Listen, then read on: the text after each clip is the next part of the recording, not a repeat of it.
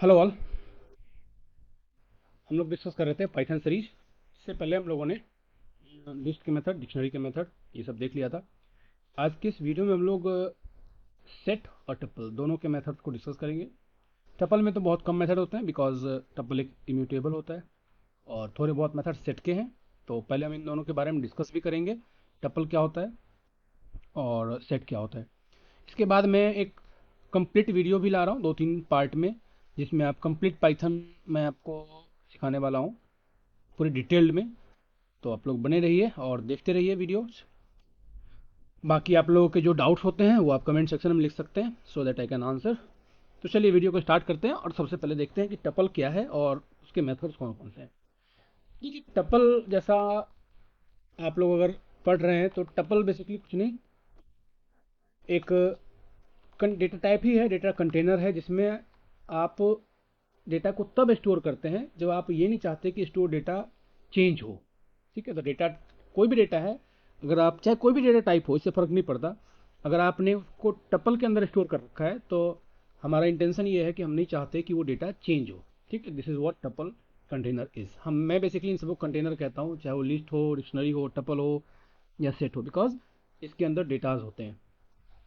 Tuple को कैसे initiate करते हैं, तो देखिए टपल को इनिशिएट करने के लिए सिंपल सा है। अगर हम कोई एक वेरिएबल ए लेते हैं, टपल को इनिशिएट करना है तो सिंपल सा कर्ली ब्रेसेस स्मॉल ब्रैकेट के अंदर इसको क्लोज करेंगे। अब इसके अंदर जो भी डेटा होगा वो एक,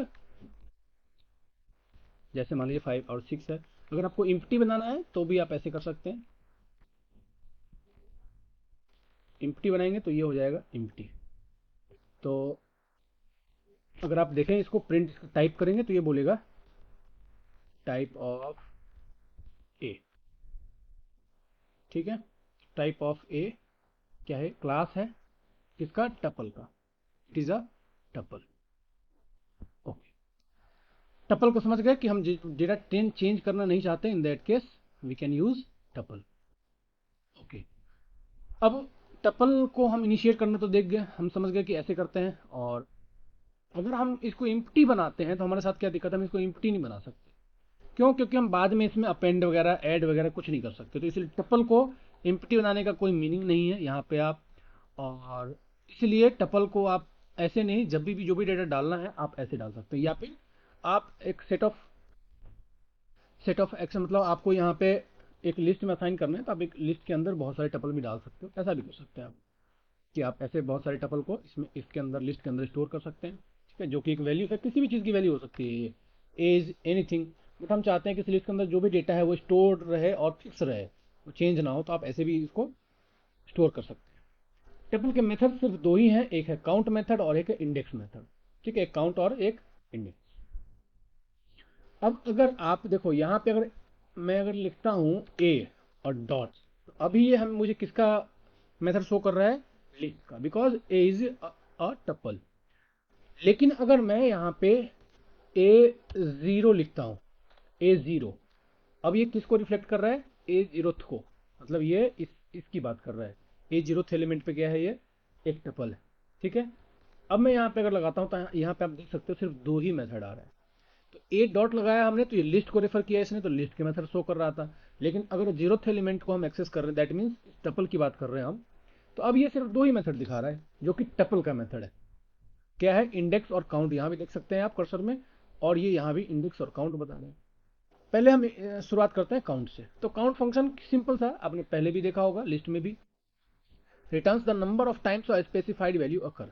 कोई भी वैल्यू एक बार कितनी बार आई है टपल के अंदर, जैसे 5 की बात करें इसमें, तो हम इसको प्रिंट कर सकते हैं कि अगर हम इसको इसी के अंदर डाल दें तो ये क्या करेगा, सिंपली काउंट करेगा और बोल देगा कितनी बार आया है, कितनी बार आया है काउंट। काउंट फंक्शन पे ऐसे कर्सर लेके जाएंगे तो ये काउंट को फेच करेगा, returns number of occurrence of a value. जितनी बार भी आ रहा हो, अगर 2 बार यहाँ पे 5 आ रहा होता तो ये 2 टाइम्स बोलता। ठीक है, तो हमें ये चीज़ जाननी है कि काउंट फंक्शन से हम क्या कर सकते हैं, कोई वैल्यू है अगर तो कितनी बार है वो काउंट कर सकते हैं। और अगर मान लेते हैं इसमें से 4 अगर हम डाल देते हैं जो कि नहीं है इसमें, तो ये क्या बोलेगा, ज़ीरो, एरर नहीं थ्रो करेगा। ये चीज़ भी आपको जानना जरूरी है।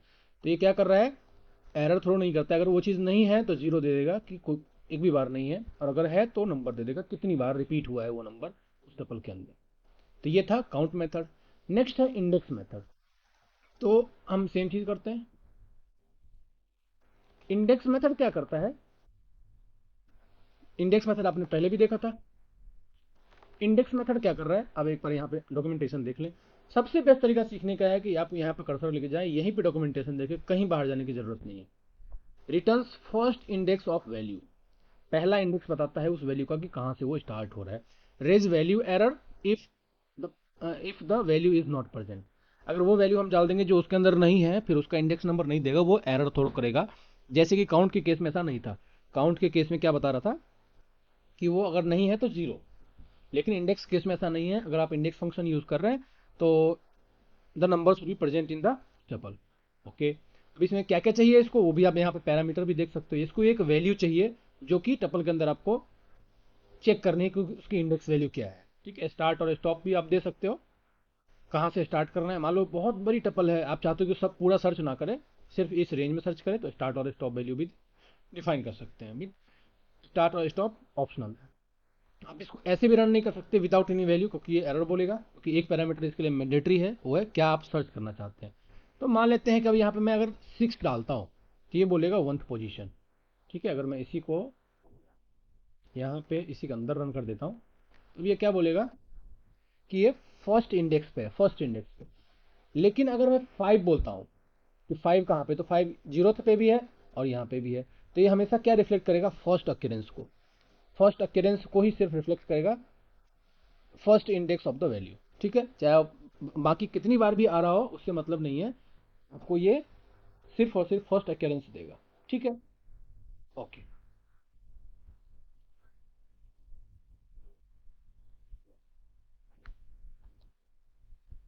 तो ये है इंडेक्स फंक्शन का यूज, और काउंट फंक्शन का हमने देख लिया। तो ये दो मेथड थे किसके, टपल के। ठीक है, उम्मीद है आप टपल समझ गए होंगे। टपल में ज़्यादा कुछ है नहीं। टपल को बेसिकली आप एक बार सेट करने के बाद आप सिर्फ ये दो चीज़ चेक कर सकते हो। चेक ही करने के लिए बेसिकली है कि अगर वैल्यू है तो वो कहाँ पे है, दैट्स इट। आते हैं हम लोग अब लास्ट सेट पे। तो सेट जो मैथमेटिक्स में आपने पढ़ा था, सेट ये वही है, उसी के कॉन्सेप्ट को यहाँ पर रिप्लिकेट किया गया है। सेट भी एक डेटा कंटेनर ही है जो कि डेटा हैंडल करता है, लेकिन आप सेट के ऑपरेशंस कर सकते हो, इसमें फ़ायदा यही है। सेट को इनिशिएट करने का तरीका लिस्ट की तरह ही है, जैसे आप कर्ली ब्रेसेस से लिस्ट को करते हैं। लेकिन अगर हम ऐसे बनाते हैं, ये एम्प्टी सेट नहीं है, याद रखना, ये एम्प्टी डिक्शनरी है। अगर मैं इसको प्रिंट करूं टाइप ऑफ ए, तो अब ये डिक्शनरी बता रहा है। तो एम्प्टी डिक्शनरी ऐसे बनाई जाती है, लेकिन सेट के लिए भी सिंबल यही है। तो एम्प्टी सेट कैसे बनाएंगे, ऐसे। अगर एम्प्टी सेट बनाना है तो आप लिखेंगे एक सेट। अब अगर मैं टाइप ऑफ बी प्रिंट करता हूं तो ये क्या बोलेगा कि बी एक सेट है। ठीक है, तो एम्प्टी सेट बनाने के लिए आपको एस सेट लिखना है, और ये फंक्शन है इसलिए हमें करली ब्रेसेस स्मॉल ब्रैकेट लगाना पड़ेगा, ब्रैकेट के अंदर इसको क्लोज करना है। ठीक है, तो सेट समझ गए, सेट भी एक तरह कंटेनर ही है। सेट के मेथड्स को देखते हैं क्या क्या है। अब सेट के अंदर डेटा कुछ भी हो सकता है, इसमें आपको की वैल्यू पेयर नहीं डालना है, आपको सिंपली डेटास डालना है। ठीक है, इस तरह से डेटा डेटा रहेगा। ओके, अब पहला क्या कह रहे हैं, ऐड। तो add an element to the set. तो यहाँ पे आप क्या कर सकते हैं, a dot add function use कर सकते हैं। ज़्यादा कहीं जाने की जरूरत नहीं, आप इसी पे देख लो, ये आपको डॉक्यूमेंटेशन में बता देगा। Add an element to a set, this has no effect if the element is already present. अच्छा, एक चीज और होता है सेट में कि इसमें डुप्लीकेट नहीं चलता है, डुप्लीकेट इज नॉट अलाउड। ये चीज भी इसकी एक प्रॉपर्टी कह लो या जैसे भी कह लो। ऐड एलिमेंट क्या लेता है, एक सिर्फ एक एलिमेंट लेता है जो कि आपको ऐड करना है, दैट्स इट, और कुछ भी नहीं लेता है। मान लो इसमें अगर मैं 5 ट्राई करता हूँ कि 5 ऐड करता है क्या, अगर मैं फिर प्रिंट करता हूँ, फिर प्रिंट करता हूँ ए को, तो क्या लगता है आपको कि ये ऐड करेगा, नहीं ऐड करेगा, क्योंकि ये कंप्लीटली यूनिक डेटा चाहिए इसको। यहाँ पे ये चीज़ प्रिंट नहीं करेगा कि ये मतलब आप अगर वो चीज़ ऐड करने की कोशिश कर रहे हो जो उसके अंदर ऑलरेडी है। अगर मैं यहाँ पे यहीं पे लिख देता हूँ 5 भी, यहाँ पे एक और 5 लिख देता हूँ, और अगर मैं यहाँ पे प्रिंट ए करता हूँ, ठीक है, प्रिंट ए, तो आप देख रहे हो यहाँ पे ये प्रिंट भी दोबारा 5 नहीं कर रहा। ठीक है, 65, 5 और 78 प्रिंट कर रहा है। ठीक है, अब यहाँ पे क्या है कि ये सेट क्या रिप्रेजेंट कर रहा है कि आप डुप्लीकेट वैल्यूज अलाउड नहीं है इसमें। आप चाहे जितनी बार डुप्लीकेट वैल्यू असाइन करोगे, ये सिर्फ और सिर्फ एक ही बार शो करेगा, 2 बार शो नहीं करेगा। और ऐड फंक्शन क्या करेगा, अगर मैं यहाँ 15 ऐड करता हूँ, 15, तो एक बार ये ओरिजिनल सेट को रिप्रेजेंट कर रहा है और एक बार ये 15 ऐड करके दिखा रहा है। तो इस तरह से आप ऐड फंक्शन यूज कर सकते हैं। याद रहे कि ऐड फंक्शन डुप्लीकेट नहीं चलेगा, और वैसे भी डुप्लीकेट इसमें अलाउड नहीं है। अलाउड क्या मतलब, आप डालते हुए तो कोई फर्क नहीं पड़ेगा, वो एज इट इज रहेगा। यही बताया था इसने ऐड फंक्शन ने, ठीक है, कि this has no effect if the element is already present. तो आप डुप्लीकेट यहाँ पे नहीं डाल सकते। ओके, क्लियर फंक्शन तो आपको पता ही है कि ए डॉट क्लियर कर दोगे तो ये क्लियर कर देगा सारे डॉक्यूमेंट को, मतलब जो भी इसके अंदर एलिमेंट है उसको यहाँ से क्लियर कर देगा। दोबारा पे प्रिंट कर रहा हूँ, ओरिजिनली ये था, बाद में इम्प्टी सेट बन गया। देख रहे हो यहाँ पे इम्प्टी सेट को रिप्रेजेंट भी ऐसे किया है, सेट लगा के, सिर्फ इस तरह से रिप्रेजेंट नहीं किया है, क्योंकि इम्प्टी सेट को हम ऐसे इनिशिएट करते हैं, ना कि कर्ली ब्रेसेस से, ठीक है। कॉपी भी आपको पता ही है, रिटर्न है कॉपी, तो आप यहाँ पे ए डॉट कॉपी लिख देते हो, ए डॉट कॉपी। तो इसको हम ऐसे नहीं लिख सकते, या तो हमें इसको एक वेरिएबल में असाइन करना पड़ेगा, और या फिर इसको आप इसी के अंदर लिख दो, तो यहाँ पे कॉपी को प्रिंट करेगा। तो इस केस में क्या हो, ये इसकी एक कॉपी है और ये नई लोकेशन पे है एज कम्पेयर टू दिस, तो इसकी मेमोरी लोकेशन अलग होगी, इसकी मेमोरी लोकेशन अलग है, क्योंकि ये इसकी एक कॉपी का पिक्चर है, ये ओरिजिनल है। अब इसको चाहो तो एक अलग वेरिएबल बना के भी स्टोर करके रख सकते हैं, कॉपी बना के, ये वही है, सेम टू सेम। अच्छा, अब आते हैं डिफरेंस पे। डिफरेंस क्या है, returns a set containing the difference between two or more sets. दो सेट के बीच में डिफरेंस क्या है उसको ये रिप्रेजेंट करता है। मान लेते हैं एक सेट यहाँ पे बी बना देते हैं, जो कि यहाँ पे कुछ भी वैल्यू ऐसे असाइन करते हैं,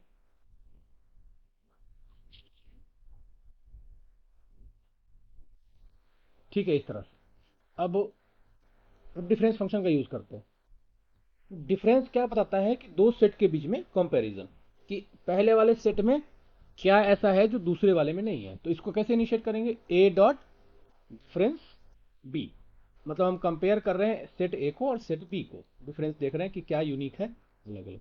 तो यहाँ पे जो ए में कौन कौन से एलिमेंट है जो बी में नहीं है, याद रखिएगा, इसमें बी का यूनिक नहीं बताएगा, ये सिर्फ और सिर्फ ए का यूनिक बताएगा कि ए में ऐसा क्या है जो बी में नहीं है। बी में ऐसा क्या है जो ए में नहीं है, ये वो नहीं बताएगा, सिर्फ ए को कंपेयर करके बी में बताएगा।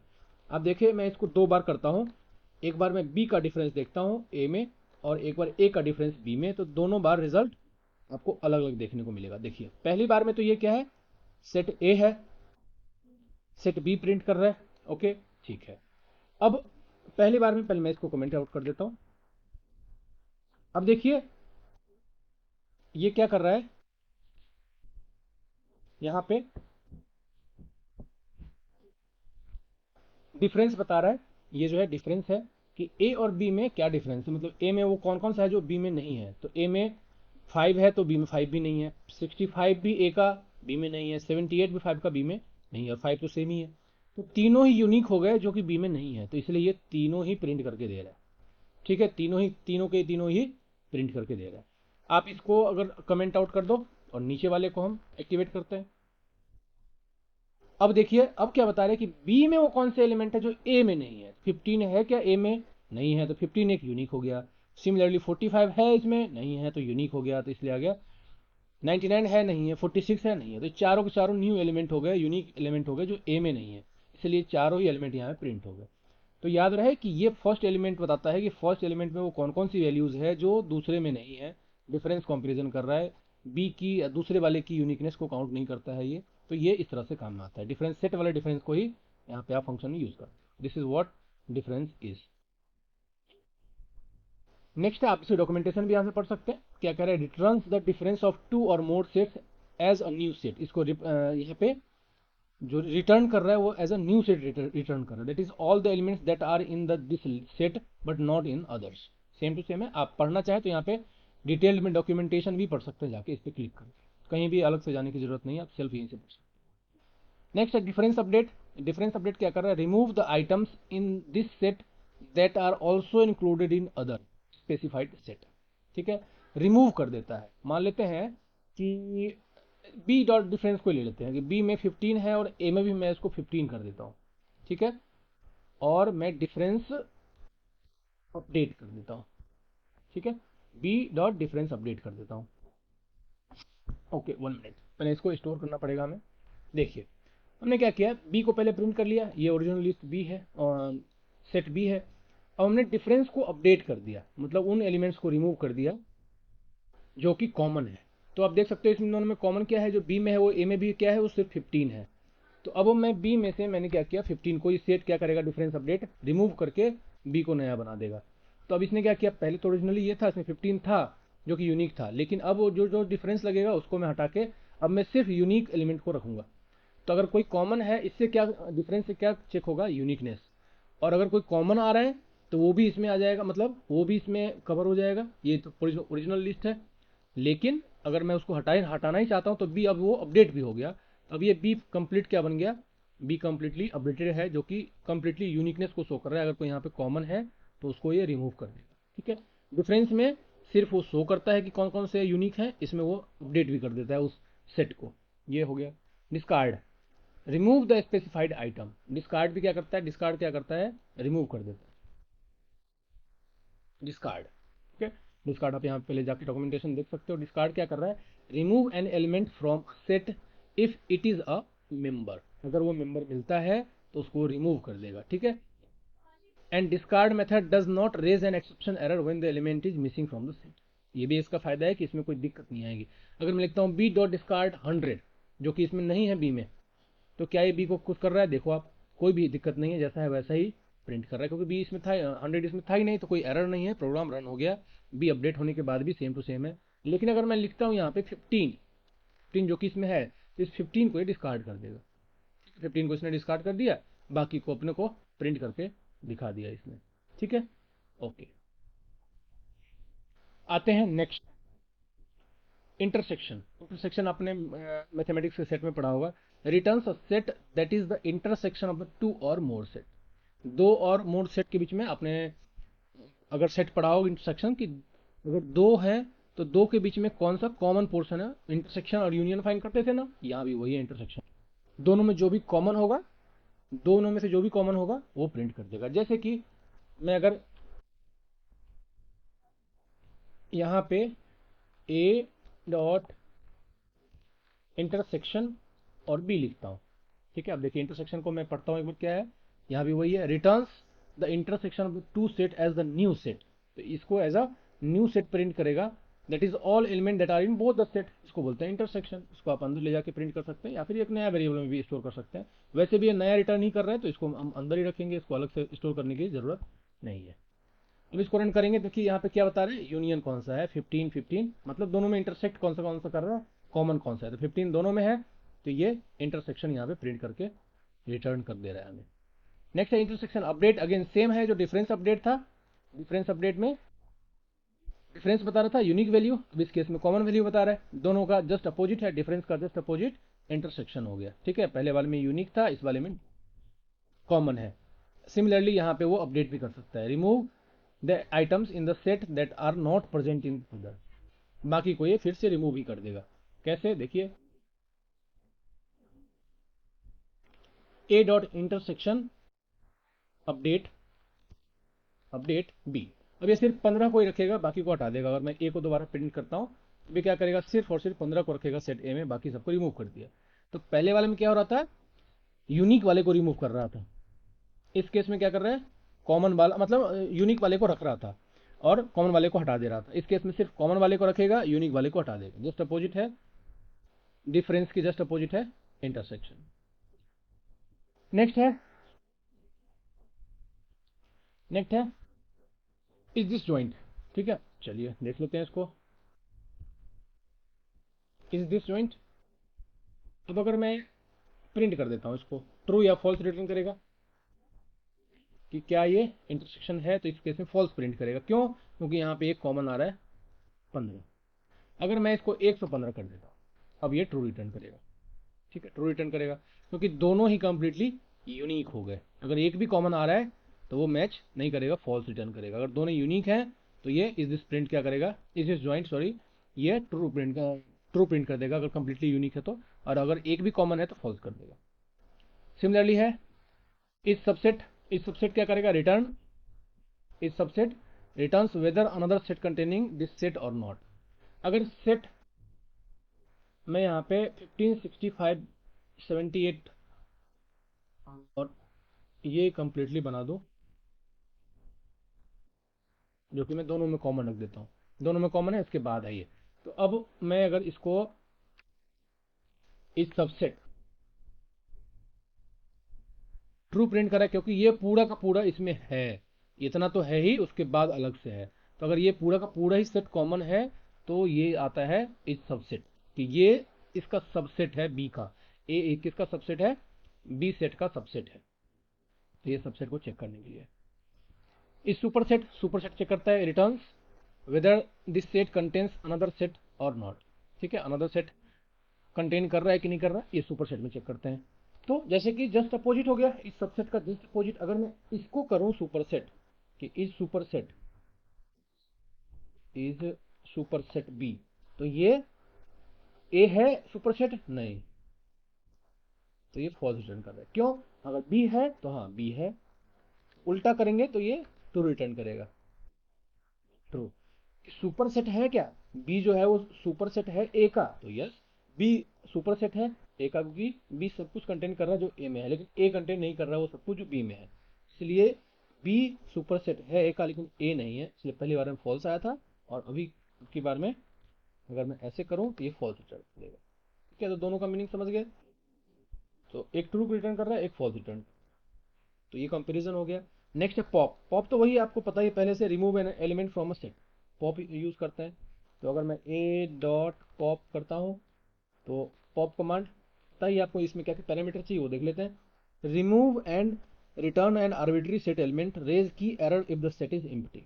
तो पॉप क्या करेगा? एक रिमूव कर देगा। अगर अब मैं ए को प्रिंट करता हूँ,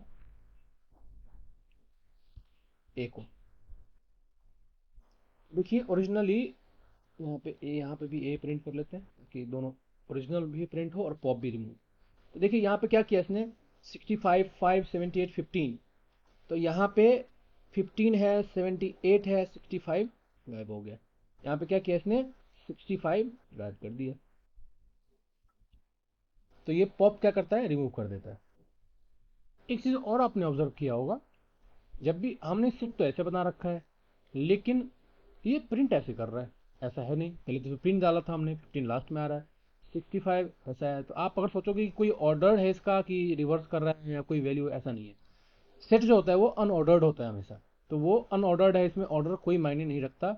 इसीलिए कभी भी कैसे भी दे सकता है, हो सकता है सेम भी दे दे, हो सकता है अलग भी दे दे, because this is a unorder. और सेट वैसे भी मैथमेटिकल कंडीशन में भी अनऑर्डर्ड होता है, रैंडमली आपको कहीं भी दिखेगा। पॉप समझ गए? रिमूव क्या करता है, रिमूव द स्पेसिफाइड एलिमेंट। अब पॉप में क्या था, ये कोई पैरामीटर ले नहीं रहा था, लेकिन रिमूव,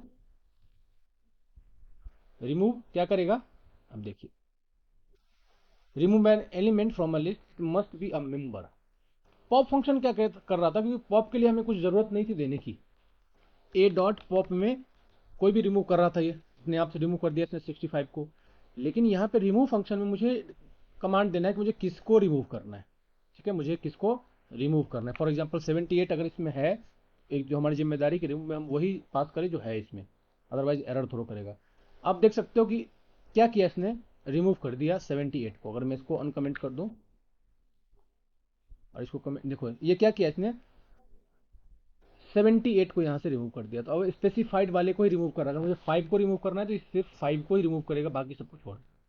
तो अगर स्पेसिफाइड आपको क्या रिमूव करना है तो रिमूव कमांड यूज करेंगे, और पॉप कमांड हम कोई भी एक एलिमेंट को ये रिमूव कर देगा। पॉप के लिए यहाँ पे यही लिखा हुआ है, remove and return an arbitrary set element.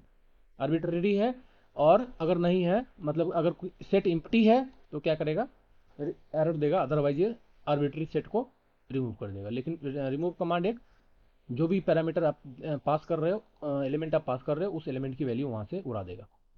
Symmetric difference, symmetric difference पता ही आपको, returns a set with symmetric difference of two sets. तो यहाँ पे डिफरेंस के बाद यहाँ सिमेट्रिक डिफरेंस है, जो कि सिमेट्रिक डिफरेंस आपको रिटर्न करता है। जैसे कि मान लें सेट ए में ये है, ठीक है, और इसके अलावा यहाँ पे 100 भी है। ठीक है, तो ये तो यहाँ तक तो पूरा है ही, इसमें इसमें एक यूनिक 100 हो गया, और बाकी इसमें यूनिक यहाँ से यहाँ तक का यूनिक है। अब अगर मैं सिमेट्रिक डिफरेंस को करूं, ए डॉट सिमेट्रिक डिफरेंस, ठीक है, बी, और इसी को यहाँ पे प्रिंट कर देते हैं। देखिए क्या कर रहा है अगेन, यहाँ पे अब वो सिर्फ यूनिक वाले को ही प्रिंट कर रहा है, ए और बी में जो कॉमन है उसको हटा दिया। तो सिमेट्रिक डिफरेंस पे जब आप ले जाएंगे तो आप पढ़ेंगे returns the symmetric difference of two set as a new set, नया सेट की तरह रिमूव करता है, that is all the elements that are in exactly one of the set. सिर्फ वो रिमूव करता है जो यूनिक है, वही यहाँ पे प्रिंट कर देगा। सिमेट्रिक डिफरेंस अपडेट वही यहाँ पे अपडेट कर देगा। अब इसे प्रिंट कर रहा है, इसको आप चाहे तो अपडेट भी कर सकते हैं ए को। यूनियन, यूनियन भी आप ऑलरेडी जानते हो सेट से, returns the set containing the union of the set. A dot अगर यहाँ पे हम यूनियन कर दें तो यूनियन, यूनियन कमांड का आप यहाँ पे डॉक्यूमेंटेशन नहीं पढ़ सकते। कह रहा है returns the union of two sets as a new set, that is all the elements that are in either set. किसी भी सेट में मतलब कॉमन वाली चीज को यहाँ पे रिमूव कर देता है। कॉमन क्या क्या है, ये कॉमन है, ठीक है, ओके।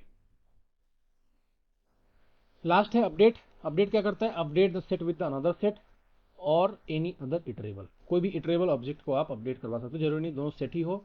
ए डॉट अपडेट बी, तो दोनों सेट। नन क्यों कर रहे हैं, क्योंकि आप ए को अपडेट कर रहे हो, तो ए को आपको यहाँ पे अपडेट करना है और फिर बाद में प्रिंट ए करना है। बी क्या करेगा, ए को अपडेट कर देगा। पहले ए कहाँ से कहाँ तक था, ये यहाँ तक था, ठीक है। ए था इसमें 65 था, 65, 100 था 100, 5 था तो ये 5, 78 था 78, 15 था तो 15, बाकी जो सारे एलिमेंट इसमें है वो बी वाले ऐड हो गए। अब ये जरूरी नहीं है बी यहाँ पे सेट ही हो, यहाँ पे कोई भी ट्रेबल ऑब्जेक्ट हो सकता है, ठीक है। तो यहाँ पे ट्रेबल ऑब्जेक्ट अगर ये लिस्ट भी है तो भी काम चल जाएगा। तो अपडेट फंक्शन आप किसी लिस्ट से वैल्यू लेके भी आप सेट में अपडेट कर सकते हैं। तो ये था सेट और टपल के मेथड्स। उम्मीद है आप लोगों को समझ में आया होगा। कुछ डाउट है तो प्लीज़ आप लोग कमेंट सेक्शन में लिखिए, वी विल डिस्कस। इसके बाद हम लोग डिस्कस करेंगे अब कंडीशंस, फिर लूप, फिर आगे बढ़ते जाएंगे इस तरह से फंक्शन। नेक्स्ट वीडियो में हम लोग डिस्कस करेंगे इफ़ कंडीशन। तो इफ़ कंडीशन इंपॉर्टेंट है, तो नेक्स्ट में आप बने रहिए। फिर मैं इसके बाद आपको बहुत जल्द वो भी दिखाऊंगा, पूरे के पूरे कंबाइंड सीरीज, जिसमें आप कंटिन्यूसली 3-4 घंटे में आप पूरा पाइथन, मतलब पूरा पद नहीं, जितना 2-3 टुकड़ों में बनाएंगे, ताकि आप लोग शांति से, टाइम थोड़ा लेंथी वीडियो तो रहेगा, बट आप अगर शांति से देखते हैं तो आप कंसेप्ट समझ जाएंगे, फिर आप सीख पाएंगे। कोई भी प्रोग्रामिंग लैंग्वेज हो, सिंटेक्स कुछ मायने नहीं रखता। सिंटेक्स तो आप एक दिन में रट सकते हो, बट जब तक आप प्रैक्टिस और लॉजिक बिल्डिंग नहीं सीखेंगे तब तक कोडिंग नहीं आएगी। तो कोडिंग के लिए जो मोस्ट इंपॉर्टेंट थिंग है वो है लॉजिक। सिंटेक्स सीखने के बाद आपको खुद से कोई ना कोई छोटी छोटी प्रॉब्लम उठानी है और सॉल्व करते चले जानी है। कोडिंग जितना आप करेंगे आपकी इफिशियंसी उतनी बनती जाएगी, उतना ही आप कोडिंग में स्किल डेवलप करते चले जाएंगे। मिलते हैं नेक्स्ट वीडियो में। Thank you all, thanks for the watching.